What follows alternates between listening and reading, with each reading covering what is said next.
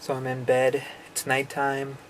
Well, it's 11 a.m., but it's when I go to sleep. I've got my trusty baby blanket, a nice comfy pillow, my reading material that comforts me right before I go to sleep. Albert Camus, The Miss of Sisyphus, and I think it's time for some In Bed with Quentin.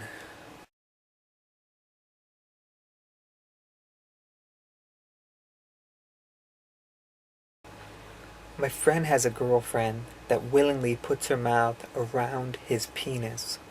This is insane to me.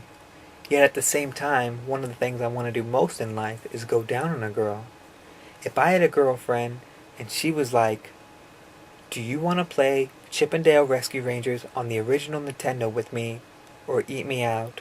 I'd pick eat her out. And that's saying a whole lot. I'd never suck a dick though. Even if I could never play Chip and Dale Rescue Rangers on the original Nintendo with my made up for this situation girlfriend ever again.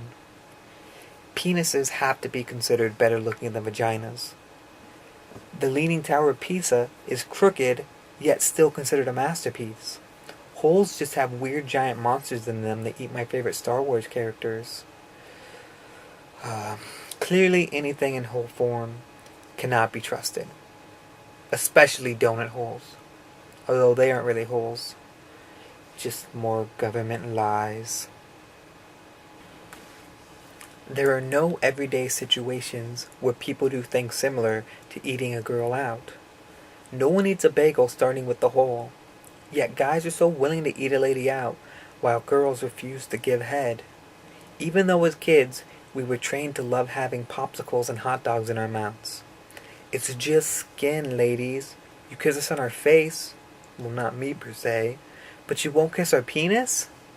Even though our face is out in the open all day collecting disgusting air debris, while our penis is safely tucked away in our Scooby-Doo underroo.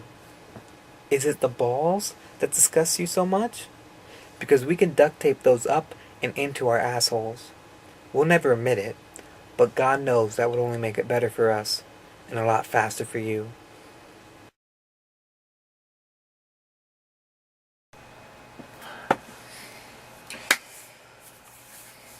So let's delve into the email. Alright. Dear Quentin, I cannot please my girlfriend with my mouth. Let me explain. She completely adores my spoken word poetry, tackling such issues as racism in coffee shops, and why self-serve froyo shops are run by Nazis, which I'm not necessarily against. In fact, she adores it to the point of the most intense multiple orgasms she's ever experienced.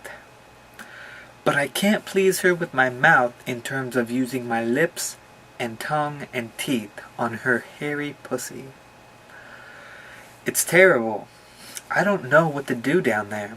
She says it's so bad that rather than having me do it, she'd prefer her dog lick peanut butter off her hairy crotch.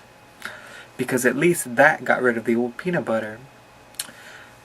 I know you're a sex god, Quentin, so is there something you can teach me to help me out with this? Sincerely, Mr. Peters, a first grade teacher at Rhodes Elementary School. There's no shame in being bad at sex acts. In fact, there's no shame in never having had sex either. You hear that? There's no shame at all. Some people find it very admirable. It takes a tremendous amount of will to stay a virgin. Not particularly in the case I'm thinking of, but still, even if you're still a virgin at 24 and women are generally disgusted by you, don't feel ashamed. And there is definitely no need to cry yourself to sleep anymore, Quentin. What were we talking about? Oh. Mr. Peters, I pride myself in one thing and one thing only. Not because only one thing matters to me, but rather because there's only one thing that I can even take the smallest amount of pride in, and that is giving a girl the best oral sex that she's ever experienced. Now I haven't yet given a girl oral sex, so technically, I haven't yet given a girl the best oral sex of her life, but that doesn't mean that I won't. I mean, I probably won't because God hates me and keeps me away from everything I want, specifically plays a very adorable girl in Texas while I'm stuck here in Oregon, but I have very good reason to believe that I will be the best ever at giving oral sex. To women. I mean, I could probably give an amazing blowjob as well, but it'd be very unfair of me to be the best oral sex giver to both men and women. Also, a smaller reason is I'm not gay. But mostly the unfair thing. So what's this reason I have that convinces me that I'll be the best ever at giving oral sex to a woman? It's not because I have a huge tongue, or that I practiced a lot on my sister's unattractive friend, because unfortunately, those aren't true. It's because women aren't attracted to me. Hipster women don't even like me.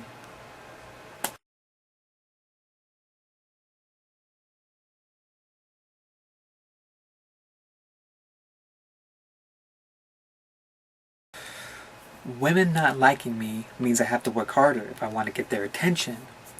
Also, because I can never be super hot to them, I have to work much harder to get repeat business in the bedroom. Unluckily for me, I don't have much to work with there, if you know what I mean. You know, I'm only hung like a horse in the opposite world, if you know what I mean.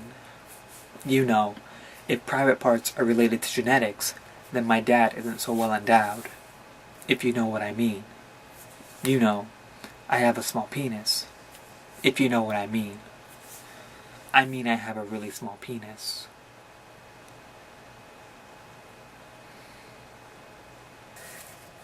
But this doesn't discourage me because I have a mouth with teeth and tongue and tonsils. Wait, I had those removed back in the first grade.